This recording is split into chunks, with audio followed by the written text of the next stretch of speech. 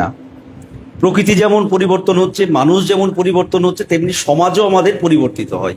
এটাই এটাই সমাজকে সেই জন্য সমাজ বিজ্ঞান বলে। বিজ্ঞান যেমন পরিবর্তনশীল, তেমনি সমাজও পরিবর্তনশীল। যার ফলে সময়টা সাথে সাথে হয়তো পরিস্থিতি আমাদের অন্যরকম চলে আসে, কিন্তু আবার আমরাই সেই পরিস্থিতি মোকাবিলা করে কিভাবে সমাধান হতে। যার ফলে এখন দাঁড়িয়ে হয়তো একটা পরিস্থিতির হয়েছে, সেই জায়গাতে দাঁড়িয়ে আমি মনে করি গোটা রাজ্যের চাইতে ডোমকলটা ব্যতিক্রম। যারা আমার বয়স্ক গুরুজন আছেন তারা সবাই জানেন, আমরা আমাদের যেটুকু বয়সে দেখলাম সেটুকু ব্যতিক্রম কোনো ঘটনা ছাড়া ডোমকলে আমরা সাম্প্রদায়িক সম্প্রীতি নষ্ট হতে দিই না বা দিতে চাই না। সেই ধারাবাহিকতাটাকে বজায় রাখতে হবে 16 তারিখ, 1 নম্বর সবসময় রাখতে হবে। কিন্তু যেহেতু এটা অনুষ্ঠান, অনেক লোকের সমাগম হবে বিভিন্ন জায়গাতে, এবং এটা রাস্তাতে প্রসেশন হবে, সেইটা যেন আমরা মনে করি এটা সবার অনুষ্ঠান। আমরা ছোটতে তাই মনে করতাম, আসলে এখন পরিবেশটা একটু অন্যরকম হয়ে গেছে। ছোটতে পুজোতে মুড়ি মুড়কি লাড়ু না খেলে আমরা হতো না, পুজোতে আমরা ভাবতামই না। রথযাত্রার দিন জিলাপি খেতে হবে, এটা একটা ট্র্যাডিশন আমাদের। যার ফলে সেই ধরনের পরিবেশ রক্ষা করে যাতে আমরা করতে পারি। আর যেগুলো বড় বড়, যেমন চিতপুরে বললেন, বা হচ্ছে যে আমাদের নাইশপাড়ার রথ হচ্ছে যে ভীষণভাবে প্রসেশন তৈরি হয়, যেগুলো রোডে বড় প্রসেশন হয় এবং বড় মেলা হয়।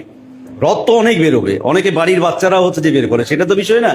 যেখানে যেখানে লোক সমাগম বেশি হয়, আমি আইসি সাহেব, এসডিপিও সাহেবকে বলবো শুধু সিভিক ভলেন্টিয়ার না, তার সাথে সাথে একজন রেসপন্সিবল অফিসারকে হচ্ছে যে রাখতে, যাতে কোনো ঘটনা ঘটলে তৎক্ষণাৎ সিদ্ধান্ত নিতে পারে। এই ধরনের সিভিকরা সবসময় প্রশাসনের সবচাইতে যেটা কঠিন জিনিস সেটা হচ্ছে যে ইনস্ট্যান্ট ডিসিশন নেওয়া, তাই তো? আমি ঠিক বলছি তো? এইটা যদি অফিসাররা থাকে তাহলে যত তাড়াতাড়ি ডিসিশনটা নিতে পারবে এবং ইনফরমেশনটা যত তাড়াতাড়ি সেন্টারে আসবে, তত তাড়াতাড়ি কিন্তু সিভিক ভলেন্টিয়াররা সেটা করতে পারবে না। যা বলে এইটা আমি আইসি সাহেবকে রিকোয়েস্ট করবো। বাকিটা সুন্দরভাবে কাজ করছে এই আইসি সাহেব আসার পর। জানেন আপনারা, নির্বাচন পার করেছে এইখানে একটা বড়, তারপরে নির্বাচন পরবর্তীতে যে আইন শৃঙ্খলার যেটা থাকে, একটা দল জিতলে ব্যাপক হয় না, হারা জিতা থাকলে যেটা পরবর্তীতে আপনি দেখেন ডোমকলে এখন পর্যন্ত একটা কোনো ইনসিডেন্ট রাজনৈতিক কারণে ঘটেছে এটা বলতে পারবেন না নির্বাচনের পর, যে না অমুক জিতেছে তাই অমুককে মার, অমুককে তাড়া। এটা কিন্তু আইসি সাহেবের একটা বড় ক্রেডিট, এই আইসি সাহেবের।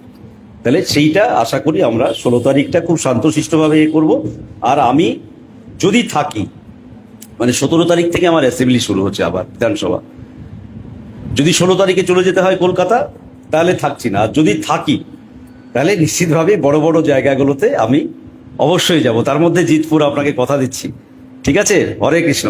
আমি যাব এবং গিয়ে হচ্ছে যে ওখানে দেখা করব এবং হচ্ছে যে আমি করব, এইটুকুই বলছি। বাকিটা সময় চলে যাচ্ছে, সন্ধ্যাবেলায় মাগরিবের টাইম হয়ে যাচ্ছে।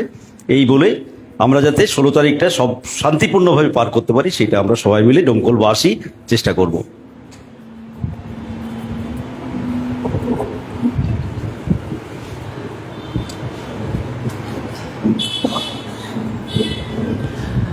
আচ্ছা, জাস্ট ফাইনাল দুটো এসডিপি স্যার যেটা ইনস্ট্রাকশন একটা মানে করলেন, আপনাদের ওই প্রসেশনে এলইডি স্ক্রিন হয়, ডিসপ্লে হয়?